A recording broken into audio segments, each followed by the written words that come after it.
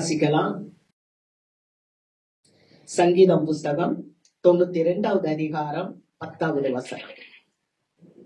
என் கொம்பை காண்டாமிருகத்தின் கொம்பை போல உயர்த்துவீர், புது எண்ணெயால் அபிஷேகம் பண்ணப்படுகிறேன்.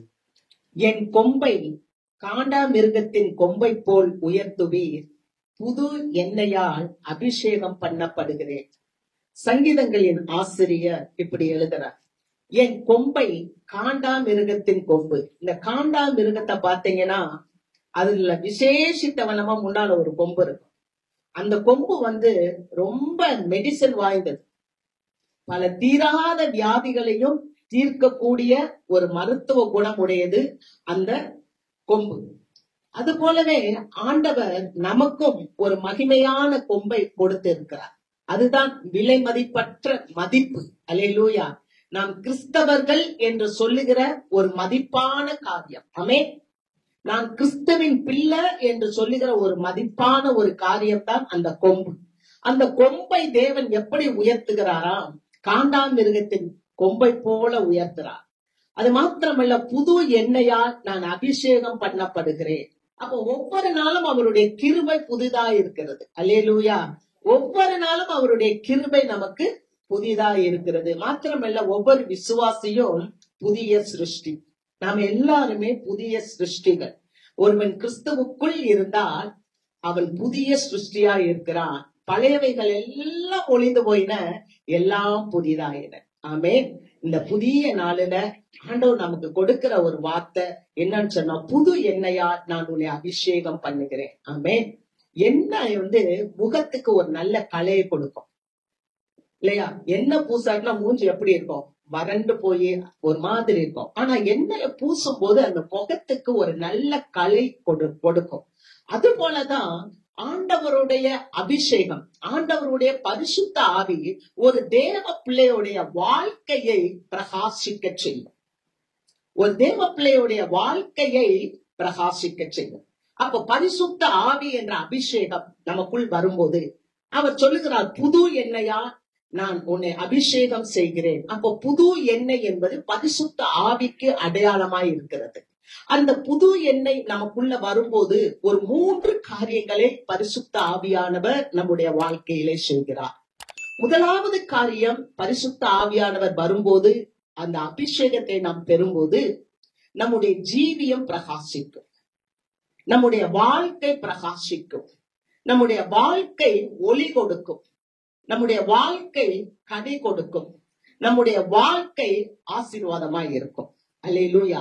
இரண்டாவது, இந்த பரிசுத்த ஆவி, இந்த அபிஷேகம் நமக்குள் வரும்போது நல்ல ஒரு சுகம் கிடைக்கும். பரிசுத்த ஆவி என்ற அபிஷேகம் வரும்போது நமக்கு சுகம் கிடைக்கும். அந்த சுகம் என்று சொல்லும் போது அது நமக்கு ஆரோக்கியத்தையும் நல்ல ஒரு வலிமையையும் ஒரு நல்ல மகிமையையும் கொடுக்கக்கூடியதா இருக்கும். மூன்றாவது ஒரு காரியம் என்ன? பரிசுத்த ஆவி நமக்கு வரும்போது நமக்கு பொறுமை. அந்த பொறுமையோடு தேவனுடைய வார்த்தை கண்டித்து உணர்த்தும் போது, தேவனுடைய வார்த்தை நம்மளை சிட்சித்து நடத்தும் போது நாம் அர்ப்பணம் உள்ள ஒரு வாழ்வை வாழ்வோம். அல்லேலூயா. அதாவது பரிசுத்த ஆவி நமக்குள்ள வரும்போது நம்முடைய வாழ்க்கையில நாம் அர்ப்பணிப்பை கொண்டு வருவோம். ஆமென். 3 காரியங்களை நாம் பார்க்கலாம். நிறைய காரியங்கள் இருக்கு.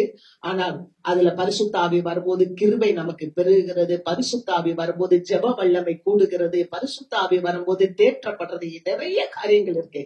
ஆனால் இன்றைக்கு 3 காரியங்கள் என்னன்னா, முதலாவது நம்முடைய ஜீவியம் பிரகாசிக்கிறது, 2வது நம்முடைய வாழ்க்கையில சுகம் கிடைக்கிறது, 3வது நம்முடைய வாழ்க்கையை நாம் அர்ப்பணிக்கிறோம் கிறிஸ்துவுக்காக. ஆமென். 3 காரியங்கள். முதலாவது காரியம் வாசிக்கலாம்.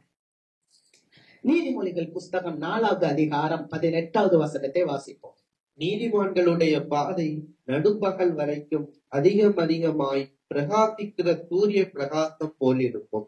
நீதிமான்களுடைய பாதை நடுப்பகல் வரைக்கும் அதிகமாய் பிரகாசிக்கிற சூரிய பிரகாசம் போல இருக்கும். ஒரு நீதிமான் என்று சொல்லும் போது, ஆண்டவராகிய இயேசு கிறிஸ்து இந்த உலகத்துக்கு எதுக்கு வந்தார் அப்படின்னா, ஒரு பாவியை நீதிமானாக்கத்தான் வந்தார்.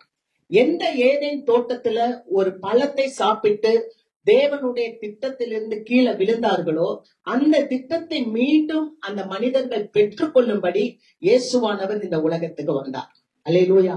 அதனாலதான் பிதாவானவர் சொன்னார், தன்னுடைய ஒரே பேரான குமாரனை விசுவாசிக்கிறவன் எவனோ அவன் கெட்டு போகாமல் நித்திய ஜீவனை அடையும்படிக்கு அவரை தந்தருளி இவ்வளவா இவ்வுலகத்தில் அன்பு கூர்ந்தார். அப்ப எந்த ஒரு மனுஷனும் எந்த ஒரு மனுஷியும் கெட்டு போவது தேவனுக்கு பிரியமான காரியம் அல்ல. அப்ப ஏதென்ல இழந்து போன அந்த ஆசீர்வாதத்தை கொடுப்பதற்காக இயேசு கிறிஸ்து உலகத்துக்கு வந்தார். இயேசு கிறிஸ்து உலகத்திற்கு வந்த பிறகு உங்களையும் என்னையும் அவருடைய ஆவியினாலே புதுப்பித்து நீதிமான்களாய் மாற்றிவிட்டார். அல்லேலூயா. இன்னும் நம்ம பாவி என்று சொல்லுவதை காட்டிலும் கர்த்தருடைய இரத்தத்தினால் கழுவப்பட்ட நீதிமான்களாக நாம் இருக்கிறோம். அல்லேலூயா. அப்ப இந்த நீதிமான்கள் எப்படிப்பட்டவர்களா இருப்பார்கள் அப்படின்னா, இது நீதிமொழிகள்ல சாலமோன் சொல்லுகிறார், நீதிமான்கள் நடுப்பகல் வரைக்கும் அவர்களுடைய பாதை எப்படி இருக்குமா, நீதிமான்களுடைய பாதை நடுப்பகல் வரைக்கும் அதிகமாய் பிரகாசிக்கிற சூரிய ஒளியை போல் இருக்கும் என்று. நடுப்பகல் வரைக்கும் என்று சொன்னால் ஆண்டவருடைய சந்திப்பின் நாள் வரைக்கும் நம்முடைய வாழ்க்கை எப்படி இருக்கும். ஆண்டவருடைய சந்திப்பின் நாள்னா இன்னொரு முறை ஆண்டவர் வரப்போகிறார். அது ஒருவேளை ரகசிய வருகையாக இருக்கலாம், அல்லது பகிரங்க வருகையாக 2ஆம் வருகையாக இருக்கலாம். ஆனா இந்த வருகையில முதலாவது சபை சந்திக்க போகிறது ரகசிய வருகையில. அல்லேலூயா. அப்ப சபை நாம கிறிஸ்துவை சந்திக்கும் வரைக்கும் நம்மளுடைய வெளிச்சம் எப்படி இருக்குமா, சூரிய ஒளியை போல இருக்கும். அல்லேலூயா. நீதிமான்களுடைய பாதை ஒவ்வொரு நாளும் நாம் பரிசுத்த ஆவியினால் நிரப்பப்பட்டு கொண்டே இருக்க வேண்டும். கிறிஸ்துவின் வருகை வரைக்கும் நம்ம அந்த பரிசுத்த ஆவியினால் நிரப்பப்பட்டு கொண்டே இருக்க வேண்டும். இந்த பரிசுத்த ஆவியினால் நாம் நிரப்பப்பட்டு கொண்டு இருக்கும் போது என்ன கிடைக்கும் தெரியுமா, நமக்கு பலன் கிடைக்கும். நமக்கு என்ன கிடைக்கும், நமக்கு ஆறுதல் கிடைக்கும். நமக்கு என்ன கிடைக்கும், நமக்கு வழிகளை ஆண்டவர் காட்டி கொடுப்பார். அல்லேலூயா. நடக்க வேண்டிய வழியை காட்டி கொடுப்பார். அநேக நேரத்துல நம்ம சோர்ந்து போறோம் இல்ல, காரணம் என்ன தெரியுமா, அந்த புதிய ஆவி இல்ல, அந்த அபிஷேகம் இல்ல. அந்த அபிஷேகத்தை மீண்டும் மீண்டும் நம்முடைய வாழ்க்கையில புதுப்பிக்கும் போது ஆண்டவர் நடுப்பகல் வரைக்கும் ஒரு சூரியனை போல பிரகாசிக்க செய்வார். அதனாலதான் ஆண்டவராகிய இயேசு கிறிஸ்து அதுக்கு மாதிரியா இருந்தார். இந்த உலகத்துல இயேசுவானவர் வாழ்ந்த போது மத்தேயு புஸ்தகம் மன்னிக்கணும், யோவான் புஸ்தகத்துல 8வது அதிகாரம் 12வது வசனத்தை வாசிக்கும் போது, மறுபடியும் இயேசு ஜனங்களை நோக்கி, நான் இந்த உலகத்துக்கு ஒளியா இருக்கிறேன், ஒருவன் என்னை பின்பற்றினால் அவன் ஜீவ ஒளியை அடைந்திருப்பான். அல்லேலூயா. அப்ப ஆண்டவரை பின்பற்றும் போது நமக்கு என்ன வழி கிடைக்கிறது, ஜீவ வழி கிடைக்கிறது. அல்லேலூயா. அல்லேலூயா. அப்ப இயேசுவானவர் இந்த உலகத்துல வாழ்ந்த போது அவர் ஒளியா இருந்தார். அப்ப தேவ பிள்ளைகளை பார்த்து சொல்லுகிறார், நீங்கள் இந்த உலகத்துக்கு வெளிச்சமாய் இருக்கிறீர்கள் என்று அவர் சொல்லுகிறார். அல்லேலூயா. அநேக நேரத்துல சோர்ந்து போகிறோம்ல, ஏன் சோர்ந்து போகிறோம்னா, நீங்க வெளிச்சத்தின் பிள்ளைகள் என்பதை மறந்து போக கூடாது. ஆமென். நான் வெளிச்சத்தின் பிள்ளை. நல்லா பாருங்க, ஆண்டவரே சொல்றார். யோவான் சொல்லுகிறார், யோவான் எழுதுற நற்செய்தி நூல் அதே 1வது அதிகாரம் 4-5 வசனங்களை வாசிக்கும் போது, அவருக்குள் ஜீவன் இருந்தது, அந்த ஜீவன் மனுஷனுக்கு ஒளியா இருந்தது, அந்த ஒளி இருளிலே பிரகாசிக்கிறது, இருளானது ஒளியை பற்றி கொள்ளவில்லை. அல்லேலூயா.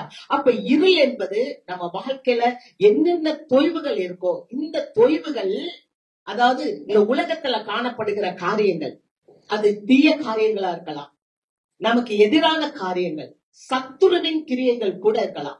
இப்படிப்பட்ட அந்த சத்துருவின் கிரியைகள் தேவ பிள்ளைகளை தொட முடியாது. ஆகவேதான் நாங்க வசனம் அழகாய் சொல்லுகிறது, இருளானது ஒளியை பற்றி கொள்ளவில்லை.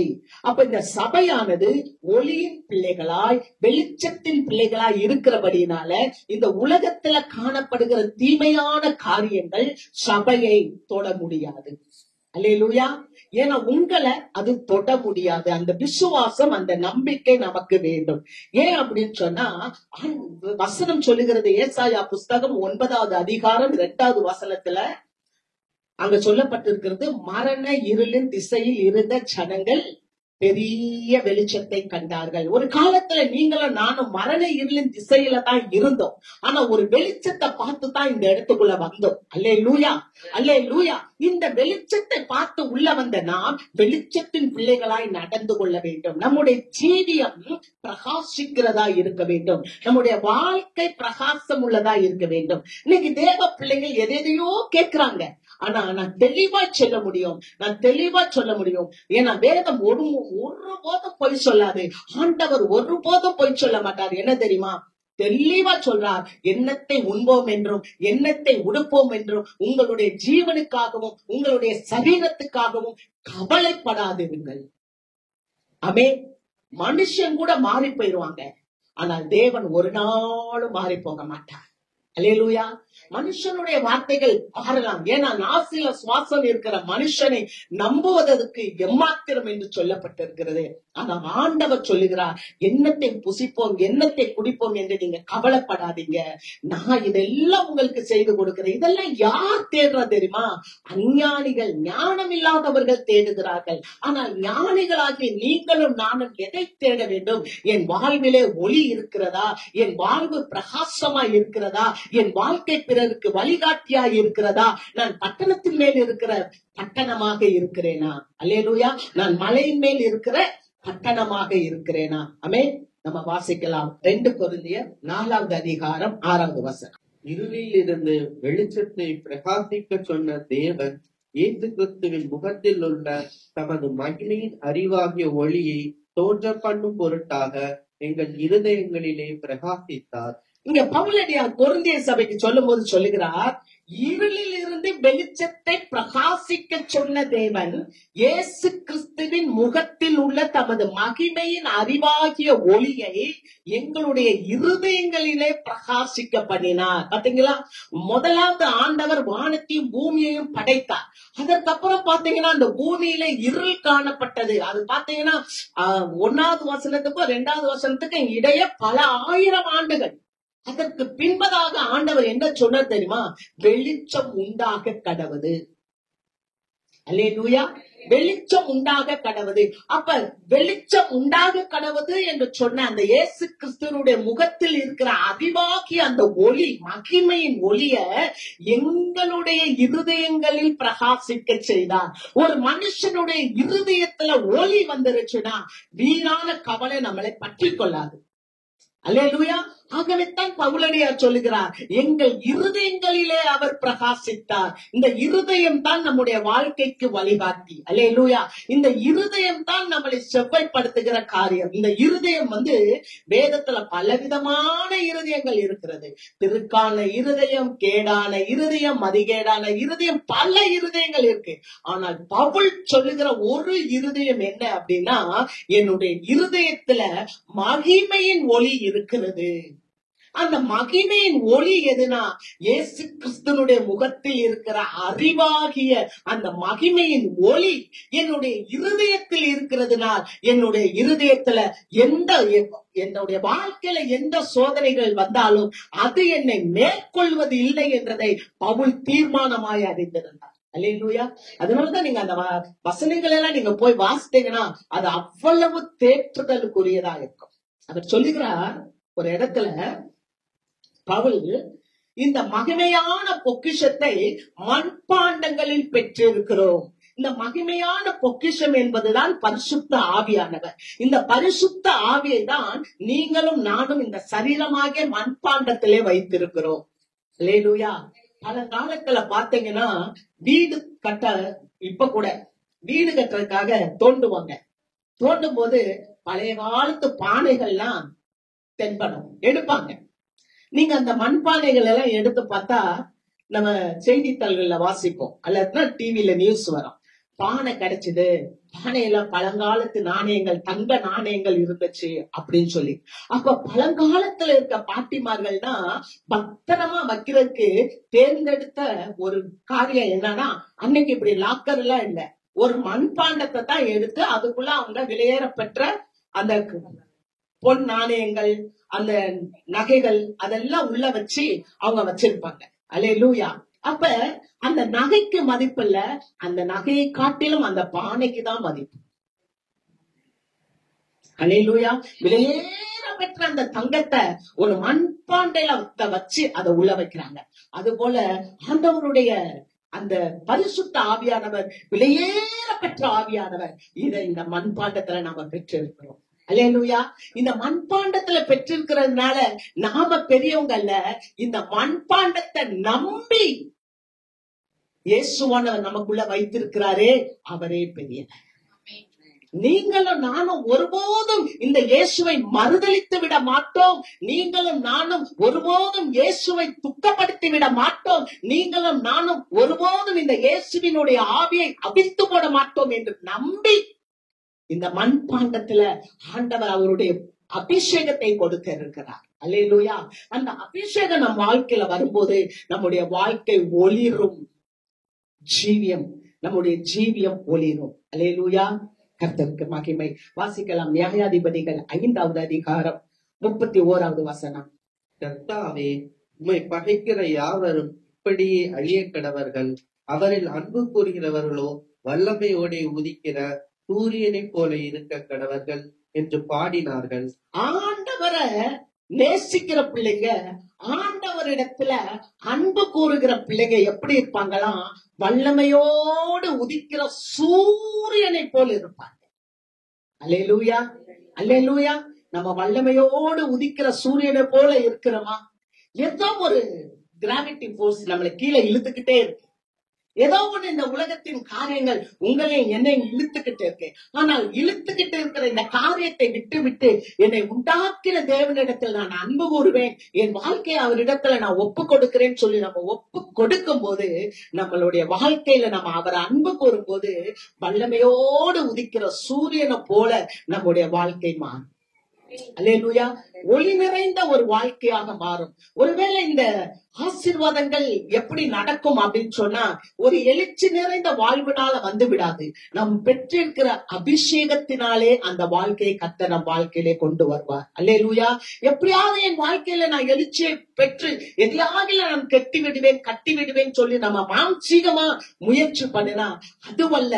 உண்மையாகவே ஒரு இடத்தில் அமர்ந்து நான் யார், நான் யார், என்னை யார் படைத்தார், என்னை யார் உண்டாக்கினார், எனக்குள் வாசம் செய்கிறவர் யார், இந்த உலகத்தில் இருக்கிற பிசாசா அல்லது என்னை உண்டாக்கின பரிசுத்த தேவனா என்று கொஞ்ச நேரம் நம்ம ஆராயும் போது அப்போதுதான் நம்முடைய வாழ்க்கையில பிரகாசம் துவங்க ஆரம்பிக்கும். அல்லேலூயா. நீங்க பாருங்க, எத்தனையோ காரியங்கள் இந்த வேதத்துல இருக்கு. ஆனா ஆண்டவர் தான் சொன்னார், நான் இந்த உலகத்துக்கு ஒளியாய் இருக்கிறேன் என்று சொன்னார். அல்லேலூயா. இத கேட்ட உடனே பிசாசுக்கு பிடிக்கல, சாத்தானுக்கு பிடிக்கல. என்னது, நீ இந்த உலகத்துக்கு ஒளியா? நான் அல்லவா இந்த உலகத்துக்கு ஒளியாக இருக்கிறேன் என்று அவன் நினைத்து கொண்டான். ஏன்னா இந்த உலகம் முழுவதும் அவனுடைய வசனத்தில் அவனுடைய கட்டுப்பாட்டில் காணப்படுகிறது. அல்லேலூயா. ஒரு நாள் இந்த பிசாசு என்ன செய்தான் தெரியுமா? ஆண்டவராகிய இயேசு கிறிஸ்துவ ஒரு உயர்ந்த மலைக்கு கூட்டிட்டு போயிட்டான். இயேசுவ உயர்ந்த மலைக்கு கூட்டிட்டு போய் அங்க நிப்பாட்டிட்டு உலக ராஜ்யங்கள் எல்லாம் ஒரு நொடியில காமிக்கிறான். காமிச்சு அவரே பாவம் தலை சாய்க்க இடமில்லை என்று வேதத்துல சொல்லப்பட்டிருக்கிறது. அல்லேலூயா.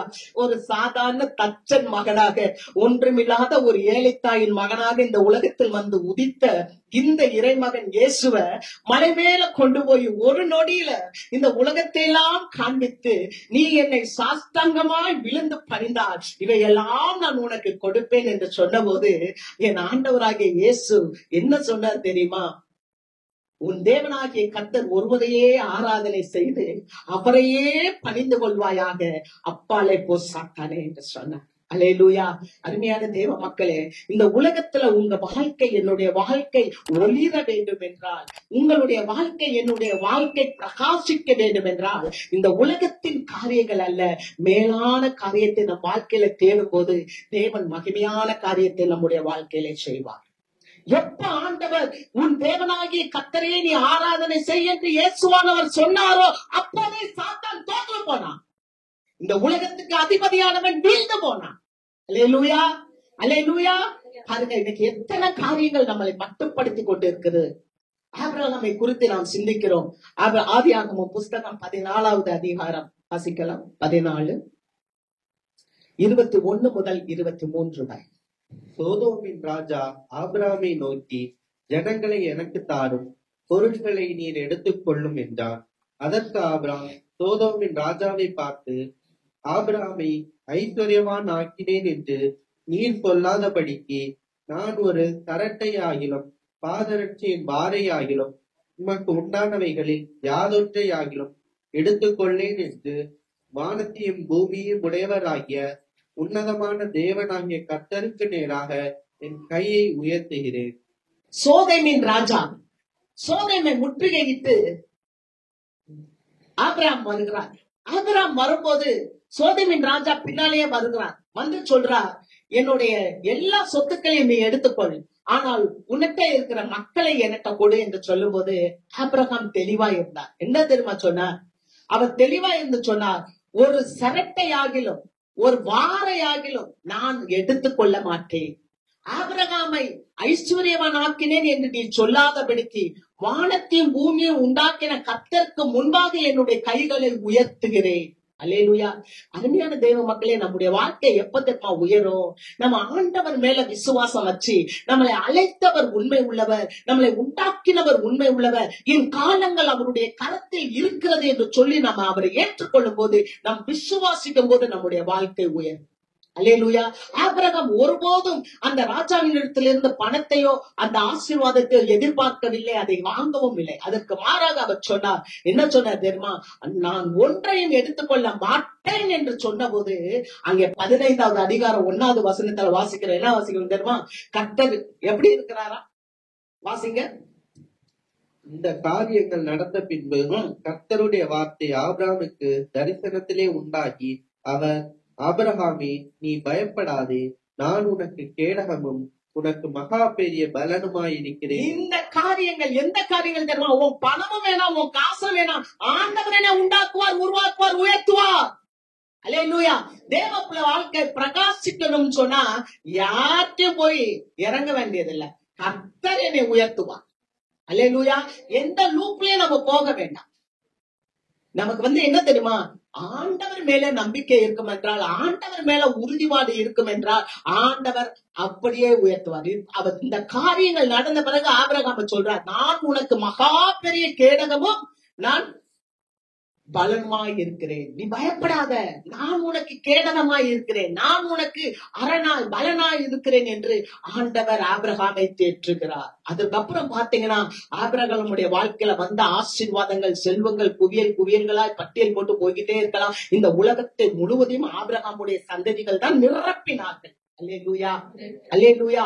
ஆக முதலாவது நம்முடைய வாழ்க்கை பிரகாசிக்க வேண்டும் என்றால், பின்னானவைகளை மறந்துவிட்டு முன்னானவைகளை நாடி கர்த்தரை மையப்படுத்தி கிறிஸ்துவுக்குள் நாம் யார் என்பதை நிதானிக்கும் போது தேவனாகிய கர்த்தர் நம்மை வாளாக்காமல் தலையாக்கி கீழாக்காமல் மேலாக்குவார். அல்லேலூயா. உலக சிந்தை விட்டு விட்டு உன்னதமான தேவனுடைய பணிக்கு அர்ப்பணிக்கப்பட்டவர்களாக நம் விசுவாசத்துல வளர்ந்து கொண்டே இருக்கும் போது நம்முடைய வாழ்க்கை பிரகாசிக்கும். ஆமென். அல்லேலூயா. கர்த்தருக்கு ஸ்தோத்திரம். வாசிக்கலாம். பிலிப்பியர் 2வது அதிகாரம் 14-15. நான் வீணாக ஓடினதும் வீணாக பிரயாசப்பட்டதும் இல்லை என்கிற மகிழ்ச்சி கிறிஸ்துவின் நாளில் எனக்கு உண்டாயிருப்பதற்கு ஜீவ வசனத்தை பிடித்துக் கொண்டு உலகத்திலே சுடர்களைப் போல பிரகாசிக்கிற நீங்கள் கோணலும் மாறுபாடுமான சந்ததியின் நடுவிலே குற்றமற்றவர்களோ கபடற்றவர்களோ தேவனுடைய மாசற்ற பிள்ளைகளுமாய் இருக்கும்படிக்கு பவுலடியார் நேசிக்கிற ஒரு சபை பிலிப்பிய சபை. பிலிப்பிய சபை தான் பவுலை ரொம்ப நேசித்தது. பவுலனுடைய குறைச்சலில் உதவி செய்த சபை பிலிப்பிய சபை. எப்பெல்லாம் பவுலுக்கு பணம் தேவைப்பட்டதோ அப்பெல்லாம் பணம் கொடுத்து உதவிய சபை பிலிப்பு சபை. அல்லேலூயா. பிலிப்பு சபையில ஒரு 10 பேர் கூட இல்லாத நாட்களிலேயே பவுலடியார் அந்த இடத்துல போய் அநேகருக்கு சுவிசேஷம் சொல்லி இரத்தாம்பரம் விற்கிற லீதியாலை பிடித்தார், ஒரு குறி சொல்லுகிற பெண்ணை பிடித்தார், சிறைச்சாலையில இருக்கிற அந்த சிறைச்சாலை தலைவனை பிடித்தார். ஆண்டவர் இப்படி பல காரியங்களை பவுல் மூலமாக ஆண்டவர் செய்தார். அல்லேலூயா. அந்த பிலிப்பிய சபை மக்களுக்கு அவர் சொல்லுகிறார். என்ன சொல்லுகிறார் தெரியுமா? நான் வீணாக ஓடினதும் வீணாக பிரயாசப்பட்டதும் இல்லை இல்லை என்கிற மகிழ்ச்சி கிறிஸ்துவின் நாளில் எனக்கு உண்டாயிருப்பதற்கு ஜீவ வசனத்தை பிடித்துக் கொண்டு உலகிலே சுடர்களைப் போல பிரகாசிக்கிற நீங்கள் கோணலும் மாறுபாடும் உள்ள சந்ததியின் நடுவிலே குற்றமற்றவர்களும் கபடற்றவர்களும் தேவனுடைய மாசற்ற பிள்ளைகளுமாய் இருங்கள். பவுல் சொல்லுகிறார், நீ வசனத்தை பிடிச்சிட்டு நடக்கிறப்பா, நீ தேவனுடைய பிள்ளைப்பா. சபை தேவனுடைய பிள்ளை. சபை கர்த்தருடைய ரத்தத்துல கழுவப்பட்டு மீட்கப்பட்ட பிள்ளை. நீ இந்த பிள்ளையா இருக்கிறபடினால நீ ஆலயத்துக்கு வர்றதுனாலயோ அல்லது நீ சபைக்கு வர்றதுனாலயோ வீணாக ஓடினோம் அப்படின்னு நினைக்க கூடாது. கிறிஸ்துவினுடைய வருகையில நமக்கு மகிழ்ச்சி பொங்க வேண்டும். அல்லேலூயா. ஆகவே ஜீவ வசனம். இது என்ன வசனம்? ஜீவ வசனம். அல்லேலூயா. இது என்ன வசனம்? ஜீவ வசனம். ஆண்டவர் சொல்றார், உன்னுடைய கொம்பை நான் உயர்த்துவேன், புது எண்ணெயால் நீ அபிஷேகம் பண்ணப்படுவாய்ன்னு சொல்றது ஜீவ வசனம், வாழ்க்கை கொடுக்கிற வசனம், லைஃப். இந்த வார்த்தையை நம்ம ஏற்றுக்கொள்ளும் போது அவர் அடுத்து சொல்லுகிறார், இந்த சபை பிலிப்பிய சபையை குறித்து சொல்லுகிறார், நீங்க எப்படிப்பட்ட மக்களுக்குள்ள இருக்கிறீங்க? கோணலும் மாறுபாடும் உள்ள மக்கள், குற்றமற்ற, அவங்களுக்குள்ளால நீங்க குற்றமற்றவர்களும் கபடற்றவர்களும் தேவனுடைய மாசற்ற பிள்ளைகளா இருங்கள். அல்லேலூயா. கபடு இருக்க கூடாதா? மாசற்றவர்களா இருக்கணுமா? குறையற்றவர்களா இருக்கணுமா? கர்த்தருக்கு மகிமை.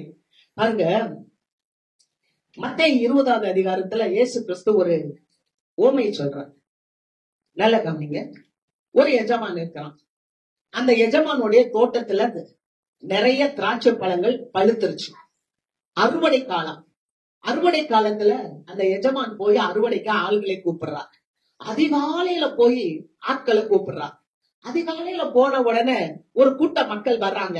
அவங்கள நீங்க போய் வயல்ல அறுப்பருங்கன்னு சொல்லி அனுப்பிட்டார். அதுக்கப்புறம் அவர் 6ஆம் மணி வேலையில போறார். 6ஆம் மணி நேரத்துல போய் கொஞ்சம் வேலை பாக்குறாரு. நீங்க போய் என் தோட்டத்துல வேலை செய்யுங்க, அறுப்பருங்க அப்படின்னு சொல்றார். அதுக்கப்புறம் 9ஆம் மணி நேரத்துல ஒரு கூட்ட மக்களை போய் பாக்குறாரு இந்த எஜமான். அவங்க ரோட்ல நின்றுட்டு இருக்காங்க, கடை வீதியில. நீங்க ஏன் சும்மா நிக்கிறீங்க, நீங்க போய் வேலையை செய்யுங்கன்னு சொல்லி வயல்ல அறுப்பறைக்கு அனுப்புறாரு. அதுக்கப்புறம் 9ஆம் மணி நேரத்துல அவர் அனுப்புறாரு. 12ஆம் மணி நேரத்துல அனுப்புறாரு. 5ஆம் மணி நேரத்திலயும் போய் ஏயா சும்மா நிக்கிற, போய் வேலை செய்ய. அல்லேலூயா. வேலை கொடுக்கிறார். ஆனா உங்களுடைய வேலைக்கு தகுந்து நான் கூலிய கொடுக்கிறேன்னு சொன்னான்.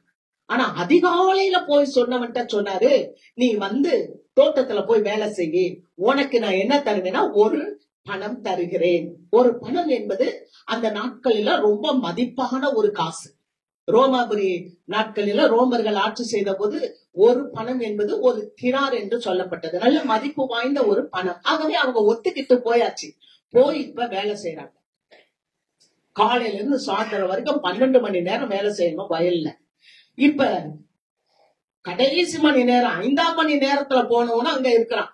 6ஆம் மணி நேரம் வேலை முடிஞ்சிடும். மாலை வேலை முடிஞ்சவன இப்ப கூலி கொடுக்க எஜமான் கூப்பிடுறாரு. எப்படி கூப்பிடுறாருன்னா, கடைசியா வந்தவங்க யாரோ அவங்க முதல்ல வாங்கன்றாங்க. இப்ப 5ஆம் மணி நேரத்துல வந்தவங்க வர்றாங்க. அவங்களுக்கு ஒரு பணத்தை எடுத்து கொடுத்தார். அப்ப ஒவ்வொரு மணி நேரத்திலயும் 3ஆம் மணி நேரத்துல வந்தவங்களுக்கு ஒரு பணத்தை கொடுக்கிறார். 12வது மணி நேரத்துல வந்தவங்களுக்கு ஒரு பணத்தை கொடுக்க. எப்படியே கொடுக்கும்போது அதிகாலையில வந்தாங்களா, அவங்க நினைச்சாங்க நாள் முழுவதும் உழைச்சோம், உஷ்ணம் வெயில் நம்ம மேல அப்படி இறங்குச்சு, நமக்கு கூட கொடுப்பாங்க அப்படின்னு இவங்க நினைச்சுக்கிட்டாங்க. ஆனா அவரு என்ன பண்ணாரு, அந்த எஜமான் ஒரு பணத்தை அவங்களுக்கு கொடுத்தார். உடனே அவங்களுக்கு முறுமுறுப்பு, அவங்களுக்கு கோபம். நியாயம் தானே, காலையில 5 மணிக்கெல்லாம் வந்து நான் காலையில இருந்து சாயந்தரம் 6 மணி வரைக்கும் 12 மணி நேரம் உழைச்சேன். ஆனா எனக்கும் ஒரு பணம் தான். கடைசியா 5 மணிக்கு வந்து 1 மணி நேரம் தான் உழைச்சான், அவனுக்கும் இந்த பணம்னா எப்படி அப்படின்னு சொல்லி முறுமுறுக்கிறாங்க. உலக ரீதியா நீங்களும் நானும் பார்த்தா அது தவறுதான். ஆனால் ஆண்டவர் என்ன சொல்லுகிறார் தெரியுமா? நல்ல கவனிங்க. நான் தயால குணமாய் இருக்கும்போது நீ வன்கணனா இருக்கலாமா அப்படின்னு சொல்றார். ஏப்பா, என்னுடைய இதை எடுத்து நான் கொடுக்கிறேன். அவர் சொல்றார், என் பணத்தை எடுத்து நான் கொடுக்கிறேன் அவனுக்கு 1 ரூபாய். நீ ஏன் அதை குறிச்சு முறுமுறுக்கிற? உனக்கு நான் கூலி பேசினது ஒரு பணம், அதை நான் உனக்கு கொடுத்துட்டேன், நீ அதை வாங்கிட்டு போ. இது கேட்க கொஞ்சம் கடினமா இருக்குல்ல? எனக்கு அப்படித்தான் இருந்துச்சு. ஆனா தேவனுடைய ராஜ்யத்துல ஆண்டவர் எப்படி மதிப்பீடு செய்கிறார் என்றால், நம்ம யோசிப்போம், காலையில வந்துட்டேன், எனக்கு ஒரு பணம், சாயந்தரம் 1 மணி நேரம் தான் வேலை செஞ்சான். அதனாலதான் ஆண்டவர் கூட சொன்னார் போல, 1 மணி நேரமாவது விழித்திருந்து ஜெபிக்க கூடாதா? 1 மணி நேரம் நீங்க விழித்திருந்து ஜெபித்து பாருங்க, தேவனுடைய ஆசீர்வாதம் கொட்டோ கொட்டு என்று கொட்டும். அல்லேலூயா, அல்லேலூயா. ஒரு பணம், 1 மணி நேரம் வேலை செஞ்சவனுக்கு ஒரு பணம், நாள் முழுவதும் வேலை செஞ்சவனுக்கும் ஒரே பணம்.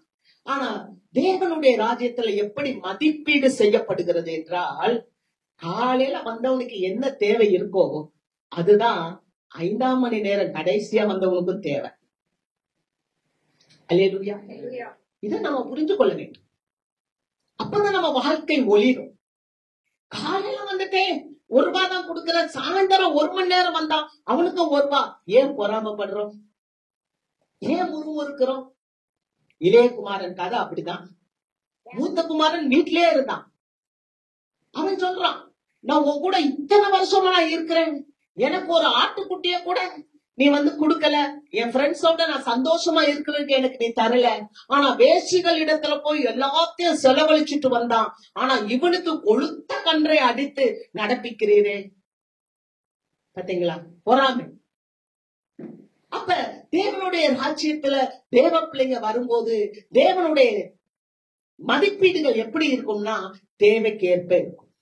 அல்லேலூயா. அதனாலதான் பரலோக ராஜ்யத்துல பசியும் இல்லை, மரணம் இல்லை, தாகம் இல்லை, கண்ணீர் இல்லை. ஆமென். அல்லேலூயா. ஆக இப்படிப்பட்ட ஒரு ஒளி மிகுந்த வாழ்வைத்தான் ஆண்டவராகிய இயேசு கிறிஸ்து இந்த உலகத்திலே எதிர்பார்த்தார். ஆகவேதான் அவர் இப்படிப்பட்ட உவமைகளை ஜனங்களுக்கு சொல்லிக் கொடுத்தார். ஆமென். அல்லேலூயா. நம்முடைய வாழ்க்கை ஒளிர வேண்டும் என்றால், நம்முடைய மதிப்பீடுகள் ஒளிர வேண்டும் என்றால், நம்முடைய வாழ்க்கையின் தரத்தை அடுத்த மனிதர்களோடு ஒப்பிடுவது அல்ல. ஆமென். அடுத்த மனிதர்களோடு ஒப்பிடுவதல்ல. நம்முடைய வாழ்க்கையில சமாதானம் வேணும் சொன்னா நம்ம ஆண்டவரோடு நம்முடைய ஒப்பிட வைத்துக் கொள்ள வேண்டும். அப்ப நம்முடைய வாழ்க்கை ஒளிரும். அல்லேலூயா. கர்த்தருக்கு மகிமை. அதனாலதான் பவுல் இப்படியாய் பிரசங்கம் செய்கிறார். என்ன மாதிரி பிரசங்கம் செய்கிறார்? குற்றமற்றவர்கள், கபடற்றவர்களாய், மாசற்ற பிள்ளைகளாய் நீங்கள் இருக்க வேண்டும் என்று சொல்லுகிறார். கிறிஸ்துவை அறிந்த பிள்ளைகளுடைய வாழ்க்கை ஒளிமயமாக இருக்க வேண்டும் என்று சொல்கிறார். காரணம் என்ன தெரியுமா? மோசே ஆண்டவரை பார்த்தார். 40 நாள் புசியாமல் குடியாமல் ஆண்டவரை பார்த்துட்டு கீழே வர்றாரு. மோசேவுடைய முகத்தை ஒருத்தரும் பார்க்க முடியல. அவ்வளவு ஒரு பிரகாசம். முக்காடு போட்டுக்கிறாங்க, ஜனங்கள் எல்லாம் பார்க்க முடியலேன்னு முக்காடு போட்டுக்கிறார். ஆனா மோசேயினுடைய ஊழியம் எப்படிப்பட்ட ஊழியம் தெரியுமா? அது சந்திரனை போன்ற ஊழியம். காலையில சூரியன் வந்தா சந்திரன் மறைந்து போகும். நம்முடைய ஊழியம், ஆண்டவருடைய ஊழியம் நீதியின் சூரியன். அல்லேலூயா. ஆண்டவராக இயேசு கிறிஸ்து நீதியின் சூரியன். அப்ப நீதியின் சூரியனாக நீதி உள்ள தேவனை நாம இன்னொரு முறை தரிசிக்க போறோம் பரலோகத்துல. வாசிக்கலாம். வெளிப்படுத்தின விசேஷம் 22வது அதிகாரம் 4-5 வசனங்களை வாசிப்போம். அவருடைய ஊழியக்காரர் அவரை சேவித்து அவருடைய சமூகத்தை தரிசிப்பார்கள். அவருடைய நாமம் அவர்களுடைய நெற்றிகளில் இருக்கும். அங்கே ராக்காலம் இராது, விளக்கும் சூரியனுடைய வெளிச்சமும் அவர்களுக்கு வேண்டுவதில்லை. தேவனாகிய கர்த்தரே அவர்கள் மேல் பிரகாசிப்பார். அவர்கள் சதா காலங்களிலும் அரசாழ்வார்கள். அல்லேலூயா. அவர்கள் சதா காலங்களிலும் அரசாளுவார்கள். நீங்களும் நானும் எப்போதும் அரசாளும். ஆமென். நித்திய ஜீவனுக்குரிய நம்ம யோசித்து பாக்குறோம். இந்த மோசேயினுடைய முகத்தையே பார்க்க முடியல அப்படின்னு சொன்னா, அதை விட பிரகாசமா இருக்கிற நம்முடைய ஆண்டவருடைய முகத்தை நாம் எப்படி தரிசிப்போம்? அப்படி என்றால் இந்த உலகத்துல நம்ம வாழும் போது எப்படிப்பட்டதான மகிமை உள்ள பிரசன்னத்தை நாம் வைத்திருக்க வேண்டும். அல்லேலூயா. எவ்வளவு பெரிய ஒரு மகிமை உள்ள பிரசன்னத்தை நாம் வாஞ்சிக்க வேண்டும், நாம் பார்க்க வேண்டும். ஏதோ ஒரு குட்டி குட்டி காரியங்களை நம்ம கேட்கிறோம். ஆனா நீ கேட்டாலும் கேட்கட்டாலும் அந்த கர்த்தர் உங்களுக்கு கொடுப்பார். அல்லேலூயா. நீங்க கேட்டாலும் சரி, நீங்க கேட்கட்டாலும் சரி, உங்களுக்கு நல்ல வாழ்க்கையை தேவன் கொடுத்து இருக்கிறார். ஆமென். ஆனா நம்ம கேட்க வேண்டியது என்ன தெரியுமா? நிறைவானதை கேட்க வேண்டும். நிறைவான கிறிஸ்துவை கேட்க வேண்டும். நிறைவானது வரும்போது நம்முடைய வாழ்க்கையில குறைவானது ஓடிப்போம். ஆமென். 2வது ஒரு காரியத்தை நம்ம குறிச்சு பார்க்கிறோம். வாசிக்கலாம். சங்கீதம் 92:10. என் கொம்பை காண்டாமிருகத்தின் கொம்பை போல உயர்த்துவேன். புது எண்ணெயால் அபிஷேகம் பண்ணப்படுகிறேன். புது எண்ணெயால் அபிஷேகம் பண்ணப்படுகிறேன். இந்த புது எண்ணெய் சுகமாக்குதல். அல்லேலூயா. நம்மளுடைய சரீரத்துல சுகத்தை கொண்டு வரும். நம்முடைய சரீரத்துல சுகத்தை கொண்டு வரும். எது? இந்த அபிஷேகம். வாசிக்கிறோம். எரேமியாவின் புஸ்தகம் 8வது அதிகாரம் 22வது வசனம். கீலேயாத்திலே பிசின்தைலம் இல்லையோ, ரண வைத்தியனும் அங்கே இல்லையோ, பின்ன ஏன் என் ஜனமாகிய குமாரத்தி சொஸ்தமடையாமல் போனார்? ஏன் என் ஜனமாகிய குமாரத்தி சொஸ்தமடையாமல் போனார்? ஏன் என் ஜனமாகிய, நல்ல கவனிங்க, என் ஜனமாகிய குமாரத்தி ஏன் சொஸ்தமடையாமல் போனாள்? எரேமியா கதறுகிறார். ஏன் சுகவீனம்? கீலேயாத்தில பிசின் தைலம் இல்லையா? அந்த பிசின் ஒரு விதமான ஒரு மெடிசின். அதை போட்டா உடனே சுகமாயிரும். ஆனா ஏன் இன்னும் என் ஜனமாகி இந்த குமாரத்தி நோய் உற்று இருக்கிறாள்? எரேமியா கத்துறார், புலம்புகிறார், கதறுகிறார், அழுகிறார். இன்னைக்கு ஏன் சபையில வருகிற மக்களுக்கு ஒரு சின்ன வியாதி வருகிறது, ஒரு சின்ன நோய் வருகிறது? ஏன் நோயிலிருந்து நம்மளால மீள முடியவில்லை? ஆவியானவர் நம்மோடு பேசிக் கொண்டிருக்கார், எனக்கு உட்பட. அல்லேலூயா. எனக்கு உட்பட இன்னைக்கு இந்த செய்தி ஆண்டவர் பேசிக் கொண்டிருக்கிறார். இங்க வசனத்தை வாசிக்கும் போது ஏசாயாவின் புஸ்தகம் 61வது அதிகாரத்துல மேசியா சங்கீதத்தை குறிச்சு பார்க்கிறோம். கர்த்தருடைய ஆவியானவர் என்மேல் இருக்கிறார், தேவனுடைய ஆவியானவர் என்மேல் இருக்கிறார். தரித்திரருக்கு சுவிசேஷம் சொல்லணும், நோய் உள்ளவர்களை சுகமாக்கணும், சிறைப்பட்டவர்களை விடுவிக்கணும், கர்த்தருடைய அனுக்கிரக கர்த்தருடைய அனுக்கிரக காலத்தை சொல்லணும். அப்படியே ஒரு பட்டியலிட்டு கொண்டே வருகிறார்.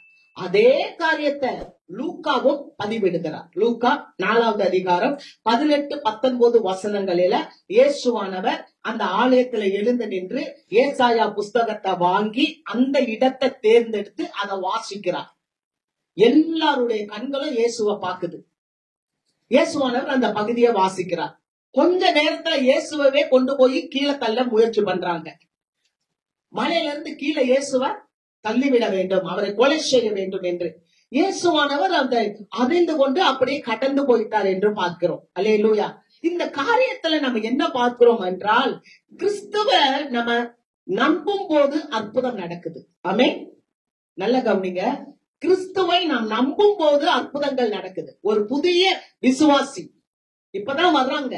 ஒரு புது விசுவாசி வரும்போது, அந்த புது விசுவாசி இயேசுவை ஏற்றுக்கொள்ளும் போது, இயேசுவை நம்பும் போது அவங்களுக்கு என்ன நடக்கும்னா அற்புதங்கள் நடக்கும். ஆனா ஏற்கனவே விசுவாசியா இருக்கிறாங்கல்ல, பல ஆண்டுகள் இந்த சபையில இருந்து வளர்றாங்க இல்லையா, இந்த விசுவாசிங்க என்னன்னா நம்பினா மட்டும் போதாது, அவங்களுக்கு அற்புதம் நடக்கணும்னா, அதிசயங்கள் நடக்கணும்னா அவங்க வாழ்க்கையில ஆண்டவர் பரிசுத்தத்தை எதிர்பார்க்கிறார். புது எண்ணெயால் அபிஷேகம் பண்ணப்படுவேன் அப்படின்னு இருக்குல்ல, அபிஷேகம் அப்படின்றது புனிதத்தன்மை ஆக்குவது, புனிதராக்குவது அல்லது பரிசுத்தமாக்குவது. அப்போ ஒரு மனிதன் ஆண்டவரிடத்துல வரும்போது அற்புதங்கள் நடக்கும். ஆனா ஒரு விசுவாசி நாள்பட வந்து அந்த விசுவாசிக்கு ஒரு தேவை இருக்கும் என்றால், அந்த விசுவாசியின் இடத்துல ஆண்டவர் எதிர்பார்ப்பது ஒரு பரிசுத்தமான ஜீவன். ஹல்லேலூயா. ஒரு கிரியைகளை எதிர்பார்க்கிறார். நீங்க யோசுவாவின் புஸ்தகம் 3வது அதிகாரம் 5வது வசனத்தை வாசிங்க. யோசுவா 3:5. யோசுவா ஜனங்களை நோக்கி, உங்களை பரிசுத்தம் பண்ணிக் கொள்ளுங்கள், நாளைக்கு கர்த்தர் உங்கள் நடுவிலே அற்புதங்களை செய்வார் என்றான். பாத்தீங்களா, ஒரு பெரிய யோர்தானை கடந்து போக வேண்டும். ஜனங்கள் யோர்தானை கடந்து, இப்ப செங்கடலை கடந்து வந்துட்டாங்க. அல்லேலூயா. ஆனா இப்ப இவங்க யோர்தானை கடக்கணும். யோர்தானை கடக்க வேண்டும் என்றால் அவர்களுக்கு ஒரு பரிசுத்தம் தேவை. ஏன்னா இந்த இஸ்ரவேல் ஜனங்கள் பீலேயாமினுடைய வார்த்தையினாலே தங்களை கெடுத்துக் கொண்டிருந்தார்கள். இந்த பீலேயாமினுடைய உபதேசத்துல கெடுத்து கொண்டதுனால அந்த காரியத்துல இருந்து இந்த ஜனங்கள் புதுப்பிக்கப்பட வேண்டும். அல்லேலூயா. அப்ப இந்த ஜனங்கள் தங்களை புதுப்பிக்கும் போதுதான், அதனாலதான் யோசுவாவை கொண்டு பேசுகிறார், இன்றைக்கு உங்களை பரிசுத்தம் பண்ணி கொள்ளுங்க, நாளைக்கு கர்த்தர் உங்கள் நடுவுல அற்புதங்களை செய்வார். மறுநாள் அற்புதங்கள். யோர்தானை கடந்து போனார்கள். ஆண்டு முழுவதும் பெரிய நதி, நம்முடைய வாழ்க்கையில வருகின்ற பாடுகள், நம்முடைய வாழ்க்கையில வருகின்ற சில உபத்திரவங்கள், நம்முடைய வாழ்க்கையில வருகின்ற பல தேவைகளின் மத்தியில நம் ஆண்டவரை முழுமையாய் நம்பி நம்மளை சுத்திகரித்துக் கொள்ளும் போது, ஆண்டவர் விரும்புகிற வாழ்க்கையை நாம் வாழும் போது நம்முடைய வாழ்க்கையில மீண்டும் நாம் பலம் பெறுவோம். அல்லேலூயா. அதைத்தான் சங்கீதக்காரர் சொல்லுகிறார். சங்கீதங்களின் புஸ்தகம் 30வது அதிகாரம் 2வது வசனம். என் தேவனாகிய கர்த்தாவே, உம்மை நோக்கி கூப்பிட்டேன், என்னை நீர் குணமாக்கினீர். அடுத்த வசனம் சங்கீதம் 41:4. கர்த்தாவே, என் மேல் இரக்கமாயிரும், உமக்கு விரோதமாய் பாவம் செய்தேன், என் ஆத்துமாவை குணமாக்கும் என்று நான் சொன்னேன். பாத்தீங்களா, இவருடைய ஜெபம் எப்படி இருக்கிறது? ஆண்டவரே, என்னை குணமாக்கும், நான் உமக்கு விரோதமாக பாவம் செய்தேன், என் ஆத்துமாவை குணமாக்கும். ஒரு மனுஷன் ஆத்மா குணமானா சரீர குணம் வந்துவிடும். நிறைய பேர் நம்ம நினைக்கிறோம் என் சரீரத்துல சுகவீனம் இருக்குன்னு. ஆனா அந்த சரீரத்துல இருக்க சுகவீனங்கள் மாற வேண்டும் என்றால் நம்முடைய ஆத்மாவிலே சுகம் இருக்க வேண்டும். ஆண்டவர் சொல்லுகிறார். என்ன சொல்றார்? தாவீது சொல்லுகிறார், ஆத்மாவை குணமாக்கும், அப்பொழுது நான் குணமாவேன். ஹல்லேலூயா. அப்ப சரீரத்துல இருக்க வியாதி, இந்த சரீரத்துல இருக்கிற வியாதிக்காக ஆண்டவரிடத்துல செபிக்கிறார். நாம கூட எசேக்கியா ராஜா தன்னுடைய சரீரத்துல ஒரு வியாதி வந்திருந்தது, ஒரு அரிப்பிளவை, ஒரு கேன்சர் வியாதி அவருக்கு வந்திருந்தது. அப்போது ஏசாயா தீர்க்கதரிசி மூலமாய் போய் பேசுகிறார். உன்னுடைய ஜீவனை நான் எடுத்துக்கொள்ள போகிறேன், நீ வீட்டினுடைய காரியத்தெல்லாம் ஆயத்தப்படுத்து என்று ஏசாயா மூலமாய் பேசுகிறார். அப்பொழுது எசேக்கியா ராஜா விண்ணப்பம் செய்கிறார். சுவற்றின் பக்கமாக திரும்பி, ஆண்டவரே, நான் செய்த ஏராளமான நன்மைகளை எல்லாம் நீ நினைத்து பாரும் என்று சொல்லி அவர் ஜெபித்த போது, ஏசாயா அந்த இடத்துல இருந்து வாசலுக்கு போனதுக்குள்ள ஏசாயா ஆண்டவர் பேசுறார், தீர்க்கதரிசிட்ட பேசுறார். நீ போ எசேக்கியா இடத்துல சொல்லி, மீண்டும் நான் 15 ஆண்டுகளை அவனுக்கு கூட்டி கொடுப்பேன். அல்லேலூயா. அங்க நம்ம வசனத்தை வாசிக்கும் போது, அங்க 2 ராஜாக்கள் புஸ்தகம் 20வது அதிகாரம் 5வது வசனத்துல அவன் மரணத்துக்கு சமீபமாய் இருந்தான் என்று பார்க்கிறோம். சில நேரத்துல விசுவாச பிள்ளைகளுடைய வாழ்க்கையில சுகவீனங்கள் வரும்போது நாம் ஜெபிக்க வேண்டும், நாம் விசுவாசிக்க வேண்டும். ஆமென். சங்கீதக்காரர் சொல்லுகிறார், என் ஆத்துமாவை குணமாக்கும். நம்முடைய ஆத்துமா மாற வேண்டும். ஆமென். அதனாலதான் யோவான் பின்னால பக்கம் யோவான் 3 யோவான்ல சொல்லப்பட்டிருக்கிறது, பிரியமானவனே, உன் ஆத்துமா வாழ்வது போல நீ எல்லாவற்றிலும் வாழ்ந்து சுகமாயிரு. அப்போ ஒரு விசுவாசி சுகம் பெற வேண்டும் என்றால் ஒரு விசுவாசிக்கு ஆத்துமா வாழ வேண்டும். அல்லேலூயா. 12 வருடம் பெரும்பாடு அப்படியே வந்தா, வஸ்திரத்தை தொட்டா எனக்கு சுகம் கிடைக்கும், கிடைச்சிருச்சு. 38 வருஷம் படுத்திருந்தான். ஆண்டவர் நேரா போனாரு. நீ சுகமாக விரும்புகிறாயா? ஆமா, நான் சுகமாக விரும்புகிறேன். அல்லேலூயா. ஆமா, நான் சுகமாக விரும்புகிறேன். நீ சுகப்படு, இனி பாவம் செய்யாதே. ஆண்டவர் சுகம் கொடுக்கிறவர். அல்லேலூயா. நாம் மாறும் போது தேவன் நமக்கு நம்முடைய ஆத்துமாவே மாறுதல் வேண்டும். ஆண்டவராகிய இயேசு கிறிஸ்து எப்படிப்பட்டவராய் இருந்தார்? அப்போஸ்தலர் நடவடிக்கைகள் 10வது அதிகாரம் 38வது வசனத்தை வாசிக்கிறோம். நசரேயனாகிய இயேசுவை தேவன் பரிசுத்த ஆவியினாலும் வல்லமையினாலும் அபிஷேகம் பண்ணினார். தேவன் அவருடனே கூட இருந்தபடியினாலே அவர் நன்மை செய்கிறவராயும் பிசாசின் வல்லமையில் அகப்பட்ட யாவரையும் குணமாக்குகிறவராயும் சுற்றி தெரிந்தார். நசரேயனாகிய இயேசுவை தேவன் பரிசுத்த ஆவியினாலும் வல்லமையினாலும் அபிஷேகம் பண்ணினார். பாத்தீங்களா? அபிஷேகம் பண்ணினார். யார? இயேசுவை அபிஷேகம் பண்ணினார். அல்லேலூயா. அவர் சொன்ன, காண்டாமிருகத்துக்கு ஒத்த பலனை உனக்கு தருவேன், காண்டாமிருகத்தை கொம்ப போல உன் கொம்ப நான் உயர்த்துவேன், புது எண்ணெயால் நீ அபிஷேகம் பண்ணப்படுவாய். அப்ப தேவ பிள்ளைக்கு அபிஷேகம் இருக்கிறது. ஆண்டவராகிய இயேசு கிறிஸ்துவுக்கு அபிஷேகம் இருந்தது. அந்த அபிஷேகத்தினாலே இயேசுவானவர் நன்மை செய்கிறவரால் சுற்றி திரிந்தார். வியாதியில பிசாசில அகப்பட்டவர்களுக்கு நன்மை செய்கிறவராய் குணமாக்குகிறவராய் சுற்றி திரிந்தார். அல்லேலூயா. இன்னைக்கு சபைக்கு ஏன் பரிசுத்த ஆவியை கொடுத்திருக்கிறார்? சபைக்கு ஏன் ஆண்டவர் அபிஷேகத்தை கொடுத்திருக்கிறார்? சபை மக்களாகிய உங்களுக்கும் எனக்கும் ஏன் இந்த அபிஷேகத்தை கொடுத்திருக்கிறார்? நாமும் சுகத்தை பெற்றுக்கொள்ளும்படி அபிஷேகத்தை கொடுத்திருக்கிறார். ஆண்டவராகிய இயேசு கிறிஸ்து இன்றைக்கும் அவர் நேற்றும் இன்றும் என்று மாறாதவராய் நம்முடைய அருகிலே நின்று நமக்கு சுகத்தை கொடுத்து கொண்டே இருக்கிறார். அல்லேலூயா. மாத்திரமல்ல, அந்த அப்போஸ்தல நடவடிக்கைகள் 19வது அதிகாரத்துல நீங்க போய் வாசிக்கும் போது அப்போஸ்தலர்களுக்கு அந்த கிருபை தேவன் கொடுக்கிறார். அல்லேலூயா. அப்போஸ்தலர்களுக்கு குணமாக்குற வல்லமையை கொடுக்கிறார். அப்ப அப்போஸ்தலர்களுக்கு கொடுக்கிறாருன்னா நீங்களும் விசேஷித்தமானவர்கள். ஆமென். நீங்களும் விசேஷித்தமானவர்கள். நீங்க ஆண்டவரோட ஐக்கியமா இருப்பீங்கன்னா, ஆண்டவரையே தேடுவீங்கன்னா, அந்த சுகமாக்குற வல்லமையை கர்த்தர் உங்களுக்கும் கொடுப்பார். அல்லேலூயா. பவுல் போய் பிரசங்கம் பண்றாரு, அப்படியே உருமால்களையும் கச்சைகளையும் எடுத்து போடுறாரு. வியாதியஸ்தர்கள் வர்றாங்க, வியாதியஸ்தர்களுக்கு அப்படியே சுகம் கிடைக்குது. அல்லேலூயா, அல்லேலூயா, அல்லேலூயா. இது உண்மைதானே? ஏன் நாம அந்த ராஜதீக அபிஷேகத்தை கேட்க மாட்டேன்றோம்? சபையே ராஜதீக அபிஷேகத்தை கேட்க மாட்டேங்குது. நீங்க விலை உயர்ந்தவர்கள்.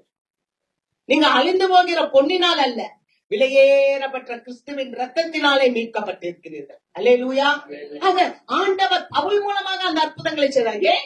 ஒரு மீனவர், மீன் பிடிச்சு கொண்டிருந்தவர், ஒரு விசை அவர் ரொம்ப ஆண்டவரை மறுதலித்தவர்.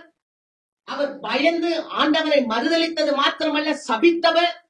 ஆண்டவர் எனக்கு தெரியாது என்ற சத்தியம் பண்ணினவர். அப்படிப்பட்ட மனுஷனுக்கு கூட ஆண்டவர் தம்முடைய அபிஷேகத்தை கொடுத்தார். பேதுரு அப்போஸ்தலன் ஒரு இடத்துல போகும்போது, பேதுரு வருகிறார் என்று சொல்லும் போது வியாதியஸ்தர்களை கொண்டு வந்து கட்டிலே கிடத்தி இருந்தார்கள். பேதுரு அப்படியே நடந்து போகிறார். நடந்து போகும்போது வியாதியஸ்தர்கள் மேல் பவுல் இந்த பேதுருவினுடைய நிழல் பட்டு அவர்கள் சொஸ்தமானார்கள். அல்லேலூயா. சுகமாக்குற கிருபையை தேவன் உங்களுக்குள்ள இருந்து வெளியே கொண்டு வருவார். ஆமென். அல்லேலூயா. நசரேயனாகிய இயேசு அவர் பரிசுத்த ஆவியினால அவர் அபிஷேகம் பண்ணப்பட்டதுனால சுகம் கொடுத்தார். அந்த அபிஷேகத்தை பெற்றதுனால பேதுரு சுகம் கொடுத்தார். அந்த அபிஷேகத்தை பெற்றதுனால பவுல் சுகம் கொடுத்தார். கடைசியாக ஆண்டவர் பேசுகிற ஒரு வார்த்தை ரோமர் 8:11. அன்றியும் இயேசுவை மரித்தோரில் இருந்து எழுப்பினவருடைய ஆவி உங்களில் வாசமாய் இருந்தால், கிறிஸ்துவை மரித்தோரில் இருந்து எழுப்பினவர் உங்களில் வாசமாய் இருக்கிற நம்முடைய ஆவியினாலே சாவுக்கு ஏதுவான உங்கள் சரீரங்களையும் உயிர்ப்பிப்பார். ஒரு மனுஷனுக்குள்ள அபிஷேகம் வரும்போது அந்த மனுஷன் சுகமாவார். அல்லேலூயா. அதுதான் இங்க சொல்லிருக்கு, இயேசுவை மரித்தோரில் இருந்து எழுப்பினவருடைய ஆவி. இயேசு கிறிஸ்துவை மரித்தோரில் இருந்து எழுப்பினவருடைய ஆவி, அந்த பிதாவின் ஆவி உங்களில் வாசமாய் இருந்தால், கிறிஸ்துவை மரித்தோரில் இருந்து எழுப்பினவர் தம்முடைய ஆவினாலே சாவுக்கு ஏதுவான உங்கள் சரீரங்களையும் உயிர்ப்பிக்க வல்லவராய் இருக்கிறார். நம்முடைய சரீரத்தை அவர் உயிர்ப்பிப்பார். இயேசுவின் ஆவி எனக்குள்ள இருக்கிறது. அல்லேலூயா, அல்லேலூயா. நம்ம அந்த சுகமாக்கும் வல்லமையை நாமே பெற்றுக்கொள்ள வேண்டும். மூன்றாவது காரியம், அபிஷேகம். அபிஷேகம் கடிந்து கொள்ளப்பட்டு சீர்திருத்தப்படுவதற்கு ஒப்புக் கொடுக்கும் வாழ்வு. அபிஷேகம் கடிந்து கொள்ளப்பட்டு சீர்திருத்தப்படுவதற்கு ஒப்புக் கொடுக்கும் வாழ்வு. வாசிக்கலாம் சங்கீதம் 141:5. நீதிமான் என்னை தயவாய் குட்டி என்னை கடிந்து கொள்ளட்டும், அது என் தலைக்கு எண்ணெயை போல் இருக்கும், என் தலை அதை அல்ல தட்டுவதில்லை, அவர்கள் இக்கட்டுகளில் நான் இன்னும் ஜெபம் பண்ணுவேன். அல்லேலூயா. அபிஷேகம் முதலாவது நம்முடைய ஜீவியத்தை பிரகாசிக்கப்படும், ஒளி கொடுக்கிற வாழ்வில் இருப்போம். அபிஷேகம் நமக்கு குணமாக்குதலை கொண்டு வரும், சுகம் அடைவோம். இரண்டாவது, இந்த அபிஷேகம் எப்படின்னா நம்மளை சீர்திருத்துறவர்களுக்கு நாம் அர்ப்பணித்து அடங்கி நடக்கிறது தான். அல்லேலூயா. சீர்திருத்த ஆண்டவருடைய சீர்திருத்தலுக்கு நம்ம அடங்கி நடக்கணும். ஆமென். அங்க சங்கீதக்காரர் சொல்றாரு, இட் இஸ் எக்ஸலண்ட் ஆயில் அப்படின்னு சொல்லப்பட்டிருக்கு. அந்த எண்ணெய் என் தலைக்கு எண்ணெய் போல் இருக்குன்றாரு. என்ன?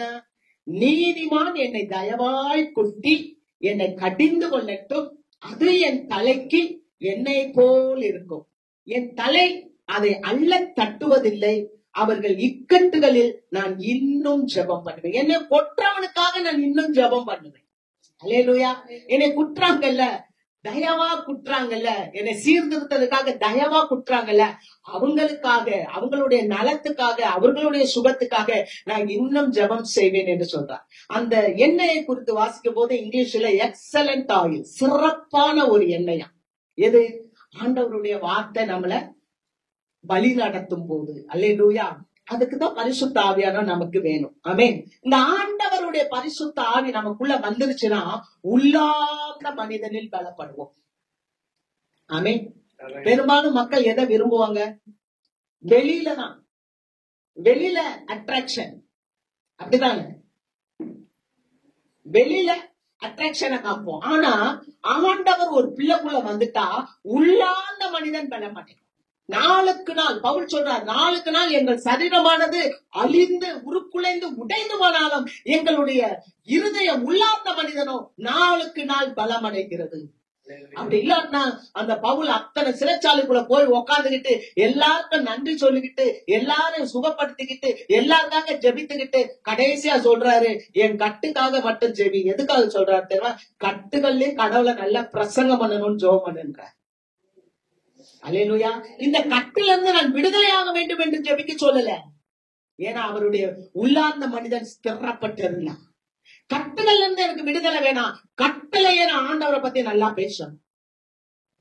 அதனாலதான் பவுல் நிறைய பிரசங்கத்தை என்ன பண்ணிருக்கான்னா சீர்படுத்தியே பேசியிருக்கார், கண்டிந்து கொண்டு பேசுகிறார். பார்க்கலாம். 3வது அதிகாரம் 2 தீமோத்தேயு 3வது அதிகாரம் 16-17 வசனம். வேத வாக்கியங்கள் எல்லாம் தேவ ஆவியினால் அருளப்பட்டிருக்கிறது. தேவனுடைய மனுஷன் தேறினவனாகவும் எந்த நற்கிரியையும் செய்ய தகுதியுள்ளவனாகவும் இருக்கும்படியாக அவைகள் உபதேசத்துக்கும் கடிந்து கொள்ளுதலுக்கும் சீர்திருத்தலுக்கும் நீதியை படிப்பிக்குதலுக்கும் பிரயோஜனம் உள்ளவைகளாய் இருக்கிறது. அருமையான வார்த்தை எழுதுறாரு தீமோத்தேயுக்கு, தன்னுடைய சிஷ்ய பிள்ளைக்கு எழுதுறாரு. வேத வாக்கியங்கள் எல்லாம் தேவ ஆவியால் எழுதப்பட்டிருக்குது. தேவனுடைய மனுஷன் தேறினவனாய். நமக்கு உபத்திரவம் வரலன்னு வச்சுக்கோங்களேன், நமக்கு கஷ்டம் வரலன்னு வச்சுக்கோங்களேன், எப்படி நம்ம பாஸ் பண்ண முடியும்? பிள்ளைங்க பரீட்சைக்கு வந்தா தானே பாஸ் பண்ணுவாங்க. அல்லேலூயா. பவுல் பலவிதமான உபத்திரவத்துல போனார். சுவிசேஷத்து நிமித்தமாக கட்டப்பட்டார். அவர் இயேசுவ பிரசங்கம் பண்ணனால, பிசாசுகளை துரத்துறதுனால ஜெயிலுக்கு போனார். கொள்ளையடிச்சுட்டு போல, தவறான காரியம் செஞ்சுட்டு கொலை பண்ணிட்டு எல்லாம் போகல பவுல். பவுல் ஒரு பெண்ணுக்குள்ள அசுத்தாவி இருந்துச்சு. அந்த அசுத்தாவிய துரத்துறதுனால ஜெயில பிடிச்சு போட்டாங்க. நீங்க வீட்டுல போய் படிச்சு பாருங்க. அப்போஸ்தலர் 16 குறி சொல்லுற பொண்ணுகிட்ட இருந்த பிசாச துரத்துனதுனால அவரை பிடிச்சு ஜெயில போட்டாங்க. அப்படி அவர் உபத்திரவம் பண்ணும்போது அவர் என்னப்பா சொல்றாரு? அவர் ஒரு தேறின மனுஷனா இருந்தார். அல்லேலூயா. அவருக்கு பல உபத்திரவங்கள் வந்துச்சு, ஆனா தேறினவராக இருந்தார். மாத்திரமில்ல, நல்ல கிரியை செய்கிறவராக இருந்தார். அதனாலதான் அவர் சொல்றார், தேவனுடைய மனுஷன் தேறினவனாகவும் நல்ல கிரியைகளை செய்கிறவனாகவும் இருக்கணும் அப்படின்னு தன்னுடைய சிஷ்ய பிள்ளை தீமோத்தேயுக்கு ஒரு கடிதம் எழுதுறாரு. சிறைச்சாலையில இருந்து எழுதுறாரு, நல்ல கிரியை செய்ப்பா. ரோமாபுரி ஜெயில இருக்கிறாரு பவுல். ஒருத்தர் திருடன் ஓடியாந்துட்டான், அந்த திருடனை நல்லவனா மாத்திடுறாரு. அல்லேலூயா. ஒனேசிமு பிலமோன் வீட்டுல இருந்து பல பொருட்களை திருடி விட்டு ரோமாபுரியில வர்றாரு. ரோமாபுரியில வந்து பவுலை தேடி வந்து உள்ள உட்கார்றாரு. அங்கேயே அவர் நற்கிரியை செய்கிறார். ஒரு மனிதனை ரட்சிப்புக்குள்ள கொண்டு வந்துட்டார். அல்லேலூயா. தேவ பிள்ளை எந்த இடத்துல இருந்தாலும் ஆண்டவருக்கு பணி செய். ஆமென். அல்லேலூயா. எந்த இடத்துல இருந்தாலும் தேவ பிள்ளை பணி செய்யும். அதான் அவர் செஞ்சாரு. அவர் செஞ்சுட்டு அவர் சொல்றாரு, தேவனுடைய வார்த்தை எப்படி இருக்கான்? உபதேசம், கடிந்து கொள்ளுதல், சீர்திருத்துதல், நீதியை படிப்புதல், இவைகளுக்கெல்லாம் பிரயோஜனமாய் இருக்கிறது. சில வேளைகள்ல ஆண்டவர் தேவனுடைய பிள்ளைகளை சிட்சிப்பா. யார சிட்சிப்பா தெரியுமா? நேசிக்கிற பிள்ளையை சிட்சிப்பா. பாசிங்க வெளிப்படுத்தின விசேஷம் 3:19. நான் நேசிக்கிறவர்கள் எவர்களோ அவர்களை கடிந்து கொண்டு சிட்சிக்கிறேன். பார்த்தீங்களா? நான் நேசிக்கிறவர்கள் எவர்களோ அவர்களை நான் கடிந்து கொண்டு சிட்சிக்கிறேன். சில வேளையில நம்ம கேட்போம் ஆண்டவர்கிட்ட, ஏன் எனக்கு இந்த சிட்சை, ஏன் எனக்கு இந்த பாடு, ஏன் எனக்கு இந்த குறைவு? இதனால நம்ம பின்வாங்கி போயிடக்கூடாது. நல்ல கவனிங்க. ஒரு மாணவன் சொல்றான், ஒரு ஸ்கூல்ல ஒரு மிஸ் அடிச்சாங்களாம். அவனை அடிக்கும் போது அவன் கைய கீழே கீழே கொண்டு போனானா கையில ஓங்கி அடிக்கலும் இல்ல. ஆனா அந்த வாத்தியார் அடிக்கும் போது அந்த மாணவன் அந்த கம்பு கிட்டக்கையே அப்படியே கிட்டக்கே கொண்டு போனா அடி கம்மியாகணும். கவனிச்சு பாத்தீங்களா? நான் அடிக்க கூடாது அடிக்க கூடாதுன்னு கீழே போனா ஓங்கி அடி விழும். ஐயோ சார் சார் வேணாம் சார் அப்படி கிட்டக்க போனா அடி கம்மியாகணும். அது மாதிரிதான் இயேசுவானவர் நம்மளை நேசிக்கிறவங்களுக்கு சில சிக்ஷைகளை கொடுக்கிறார். அப்படி சிக்ஷிக்கும் போது நம்ம அவரை விட்டு பின்னால போயிடக்கூடாது. அப்ப அடி நமக்கு பயங்கரமா விடும். ஆனா இயேசுவானவர் சிக்ஷிக்கும் போது அப்பான்னு சொல்லி நீங்க கிட்டக்கே போனீங்கன்னா அந்த சிக்ஷை கடைசியாக அது நன்மையாய் மாறும். அல்லேலூயா. அதன் மூலமாக தேவன் நம்மளை உருவாக்கி விடுவார். அல்லேலூயா. கர்த்தருக்கு மகிமை. வாசிக்கலாம். தீத்து 1வது அதிகாரம் 14வது வசனம். விசுவாசத்திலே ஆரோக்கியமுள்ளவர்களாய் இருக்கும்படி நீ அவர்களை கண்டிப்பாய் கடிந்து கொள். தீத்துக்கு சொல்றாரு. இப்ப தீமோத்தேயுக்கு சொன்னாரு கடிந்து கொள், உபதேசி, அப்படி எல்லாம் நிறைய சொன்னாரு. இப்ப தீத்துவும் உருவாக்குறாரு. பவுல் சொல்றாரு நீ ஆரோக்கியம் உள்ளவர்களாய் ஆக்கும்படி, விசுவாசத்துல ஆரோக்கியம் உள்ளவர்களாய் இருக்கிறதுக்காக கடிந்து கொண்டு புத்தி சொல்லு. அல்லேலூயா, அல்லேலூயா. இதுக்கு ஒரு அபிஷேகம் வேணும். கடிந்து கொண்டு புத்தி சொல்றதுக்கு ஒரு அபிஷேகம் வேணும். கடிந்து கொண்டு புத்தி சொல்லுகிறதை ஏற்றுக்கொண்டு அதன்படி செயலாற்றுவதற்கு ஒரு அபிஷேகம் வேணும். அல்லேலூயா. ரெண்டுக்கும் பரிசுத்த ஆவி இருக்கும் போதுதான் அங்கே செழுமை வரும். அல்லேலூயா. கர்த்தருக்கு மகிமை. நீதிமொழிகள் 15வது அதிகாரம் 31வது வசனம். ஜீவனுக்கு ஏதுவான கடிந்து கொள்ளுதலை ஏற்றுக்கொள்ளும் காது ஞானிகளிடத்தில் தங்கும். ஜீவனுக்கு ஏதுவான கடிந்து கொள்ளுதலை ஏற்றுக்கொள்ளும் காது ஞானிகளிடத்தில் தான் தங்கும். அல்லேலூயா. ஞானம் உள்ளவன் தான் அதை ஏற்றுக்கொள்வான். அதனாலதான் ஆண்டவர் சொல்ற மூடன்ட்ட பேசாதப்பா, ஞானம் உள்ளவனை கடிந்து கொள், அவன் கேட்பான். அல்லேலூயா, அல்லேலூயா. நீங்க பாருங்க, யோவான் ஸ்நானகன் ஏரோத பலமுறை எச்சரித்தார். ஆனா ஏரோது பாருங்க மனம் திரும்பவே இல்லை. ஏரோது என்ன பண்ணாரு? யோவான் ஸ்நானகனே ஜெயில போட்டாரு. யோவான் ஸ்நானகனே ஜெயில போட்டு அவருடைய சிரசையே கட் பண்ணி எடுத்துட்டாங்க. ஆனா யோவான் ஸ்நானகன் செத்தாலும் அவருடைய வார்த்தை மாறவே இல்லை. அல்லேலூயா. ஏரோத பல முறை எச்சரித்து மனம் திரும்பாத ஏரோதியர்கள் இன்றைக்கு உலக வரலாற்றுல சரித்திரத்துல இல்லங்க. இன்னைக்கு இல்ல, ஏரோதியர்கள் இல்ல. எப்படி ஆகாப் குடும்பத்தை ஆண்டவர் வாஷ் அவுட் பண்ணாரோ, ஒரு நாய் கூட சுவற்றில நீர் விடுறதுக்கு இல்லைன்னு சொல்லி வம்சத்தை அழிச்சாரோ, அதே மாதிரி இந்த ஏரோது வம்சம், ஏரோதியர்னா அவங்க அந்த நாட்கள்ல ராஜாக்கள், அந்த வம்சமே இல்லாம போச்சு. காரணம் என்னன்னா பலமுறை யோவான் ஸ்நானகன் எச்சரித்தோம், அவன் திருந்தவே இல்லை. கர்த்தருக்கு ஸ்தோத்திரம். ஆகவேதான் ஆண்டவர் சொல்ற, நீ கடிந்து கொண்டு புத்தி சொல்லு. உன் சகோதரன் உனக்கு தீமை செய்தால் அவனை கடிந்து கொள். லூக்கா 17ல வாசிக்கிறோம். அப்ப கடிந்து கொள்றது யார்கிட்ட தங்கும்? அது ஞானம் உள்ளவர்கள் தான் கேட்பார்கள். அல்லேலூயா. கர்த்தருக்கு மகிமை. வாசிக்கலாம். யோவான் 16:13. சத்திய ஆவியாகிய அவர் வரும்போது சகல சத்தியத்திற்குள்ளும் உங்களை நடத்துவார். அவர் தம்முடைய சுயமாய் பேசாமல் தாம் கேள்விப்பட்டவைகள் யாவையும் சொல்லி வரப்போகிற காரியங்களை உங்களுக்கு அறிவிப்பார். சத்திய ஆவி, அதான் அபிஷேகம். அவர் சுயமாய் பேச மாட்டார். அல்லேலூயா. சொந்தமா பேச மாட்டார். அவர் ஆண்டவருடைய காரியத்தை எடுத்து பேசுவார், வரும் காரியத்தை எடுத்து பேசுவார். ஆனா அதை கேட்கிறது எப்படிப்பட்டதுன்னா, நல்ல ஞானிகள் தான் அதை கேட்க முடியும். கர்த்தருக்கு மகிமை. அப்ப பரிசுத்த ஆவி என்பது ஒரு அபிஷேகம். அந்த அபிஷேகம் வரும்போது நம்முடைய ஜீவியம் ஒளிரும். 2வது நம்முடைய ஜீவியத்துல சுகம் கிடைக்கும். 3வது நம்முடைய ஜீவியத்துல கண்டித்து சிக்ஷித்து சொல்லும் போது அதை ஏற்றுக்கொள்கிற ஒரு அர்ப்பணமுள்ள வாழ்வு நமக்கு வரும்.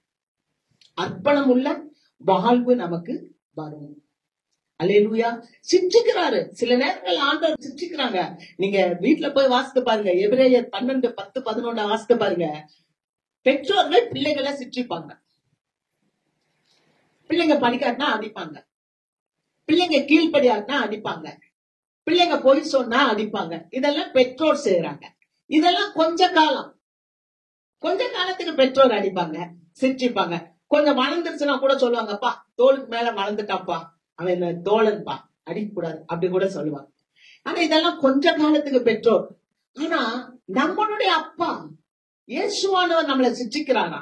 ஏன் அவர் நமக்கு சிக்ஷிக்கிறார் அப்படின்னா, நமக்கு நிலைவாழ்வை கொடுக்கும்படி, நித்திய ஜீவனை கொடுக்கும்படி அவர் நம்மை சிக்ஷிக்கிறார். அல்லேலூயா. அதனாலதான் அவர் சொல்றார், எந்த சிக்ஷையும் தற்காலத்தில் சந்தோஷமாய் காணாமல் துக்கமாய் காணும், ஆகிலும் பிற்காலத்தில் அதில் பழகினவர்களுக்கு நீதியாகிய சமாதான பலனை தரும். இப்போ உங்களுக்கு சிக்ஷைகள் இருக்கா, பாடுகள் இருக்கா? சில நேரம் வந்து சொல்றீங்க, ஐயோ அம்மாவுக்கு சோமல, அப்பாவுக்கு சோமல, இந்த மாதிரி காரியங்களை நாங்க இழந்துட்டோம், இந்த மாதிரி காரியங்களை நாங்க பண்ணிட்டோம். நம்ம உட்கார்ந்து ஆண்டவர் சமூகத்துல கேட்போம். நீங்க உட்கார்ந்து ஆண்டவருடைய சமூகத்துல கேளுங்க, எப்போதுமே ஆண்டவர் நன்மை தான் செய்வார். அதுல தீமை செய்யவே மாட்டார். ஒரு நாளும் நம்ம அப்பா நமக்கு தீமை செய்ய மாட்டார். நீங்க உட்கார்ந்து கேளுங்க. நீங்க உட்கார்ந்து கேட்டு அந்த சிக்ஷையை நீங்க கொஞ்சம் கொஞ்சம் பழகும் போது நீங்க மற்றவங்களுக்கு ஆறுதல் சொல்லுகிறவர்களாய் மாறிவிடுவீர்கள். அல்லேலூயா. அதுக்கப்புறம் யாராவது வந்து ஒண்ணு உங்கள்கிட்ட சொன்னா, எப்பா இந்த கஷ்டம் இந்த ஈஸியா கடந்து போயிடுவாப்பா, ஏமே தேவன் நம்மளை பலப்படுத்திடுவா. மற்றவர்களுக்கு ஆறுதல் செலுத்தும்படி அந்த சிக்ஷையை நமக்கு கொடுத்து நம்மளை உறுதிப்படுத்தி விடுவா. அல்லேலூயா. கடைசியாக என்ன ஆகும் தெரியுமா? நமக்கு ஒரு சமாதானம் கிடைக்கும், நிறைவா. 1 யோவான் 2வது அதிகாரம் 20வது வசனம். நீங்கள் பரிசுத்தராலே அபிஷேகம் பெற்று சகலத்தையும் அறிந்திருக்கிறீர்கள். எல்லாமே உங்களுக்கு தெரியும், நமக்கு தெரியும். இப்ப பேசுறதெல்லாம் நமக்கு தெரியாதா? தெரிஞ்ச கதை தான். அல்லேலூயா. ஆவியானவர் திரும்ப நமக்கு ஞாபகப்படுத்துகிறார். அதனாலதான் அவர் யோவான் சொல்லும்போது சொல்றாரு, நீங்கள் பரிசுத்தராலே அபிஷேகம் பெற்று சகலத்தையும் அறிந்திருக்கிறீர்கள். அல்லேலூயா. இதெல்லாம் ரைட்டுப்பா. பேரண்ட்ஸ் எல்லாம் பிள்ளைகளை கொஞ்ச காலம் சிக்ஷிப்போம், அப்புறம் அவங்க நலத்துக்காக செய்யறோம். அது மாதிரி ஆண்டவரும் நம்மளுடைய நலத்துக்காக செய்கிறார். அப்ப நமக்கு தாயும் தந்தையும் தகப்பனுமா இருக்கிறார். அல்லேலூயா. அப்ப இன்னொரு வசனம் சொல்லுது, 1 யோவான் 2:27. நீங்கள் அவராலே பெற்ற அபிஷேகம் உங்களில் நிலைத்திருக்கிறது. நீங்கள் அவராலே பெற்ற அபிஷேகம் உங்களில் நிலைத்திருக்கிறது. ஒருவரும் உங்களுக்கு போதிக்க வேண்டுவதில்லை. ஒருவரும் உங்களுக்கு போதிக்க வேண்டுவதில்லை. அல்லேலூயா. நீங்க அபிஷேகத்தை பெற்றிருந்தீங்கன்னா மற்றவங்க உங்களுக்கு போதிக்க வேண்டியதே இல்ல. ஏன்னா கடைசி காலத்துல கள்ள தீர்க்கதரிசிகள் எழும்புவார்கள். நல்லா கவனிங்க. கடைசி காலத்துல கள்ள தீர்க்கதரிசிகள் எழுப்புவாங்க. கூடுமானால் தெரிந்து கொள்ளப்பட்டவர்களையும் வஞ்சிக்கும்படி பல அற்புதங்களை நடத்துவார்கள். மத்தேயு 24:24 இதுல இருக்கு, வீட்டுல போய் பாருங்க. ஆகவே நாம அபிஷேகத்தை பெற்றிருந்தோம்னா, பரிசுத்த ஆவியை பெற்றிருந்தோம்னா, பரிசுத்த ஆவி உங்களுக்கு போதித்திருக்கிறது. வேற ஒருவரும் அதை குறித்து உங்களுக்கு போதிக்க வேண்டியதில்லை. அடுத்த அப்படியே வாசிங்க. அந்த அபிஷேகம் சகலத்தையும் குறித்து உங்களுக்கு போதிக்கிறது. அந்த அபிஷேகம், அந்த பரிசுத்த ஆவி எல்லாத்தையும் குறித்து உங்களுக்கு போதிக்கிறது. அது சத்தியமாய் இருக்கிறது. அது சத்தியமாய் இருக்கிறது. அது உண்மை உள்ளது. அது சத்தியமாய் இருக்கிறது. அது பொய் அல்ல. அது உங்களுக்கு போதித்தபடியே அவரில் நிலைத்திருப்பீர்களாக. அது உங்களுக்கு போதித்தபடியே அவரில் நிலைத்திருப்பீர்களாக. அல்லேலூயா. இந்த அபிஷேகம் உங்களுக்கு போதித்திருக்குது, நமக்கு அனுபவம் இருக்குது. அதனால்தான் தாவீது சொல்லுகிறார், நான் உபத்திரவப்பட்டது நல்லது, அதனால் உம்முடைய பிரமாணங்களை கற்றுக்கொண்டேன். இன்னொரு இடத்துல சொல்லுகிறார், நான் உபத்திரவப்படுவதற்கு முன்பே வழி தப்பி நடந்தேன். பாத்தீங்களா? நான் சிக்ஷிக்கப்படுவதற்கு முன்னால நான் வழி தப்பி நடந்தேன். நான் உபத்திரவப்பட்ட போது உம்முடைய பிரமாணங்களை காத்துக் கொள்கிறேன். அல்லேலூயா. எதுக்கு தெரியுமா? நம்மளை சாட்சியாய் நிறுத்த முடியும். அதனால உங்களுக்கு பரிசுத்த ஆவியானவர் போதிக்கிறார். நீங்க அதுல நிலைத்திருங்க. அல்லேலூயா. கர்த்தர் உங்களை ஆசீர்வதிப்பார். ஆமென். நாம் அப்படியே எழுந்திருப்போம்.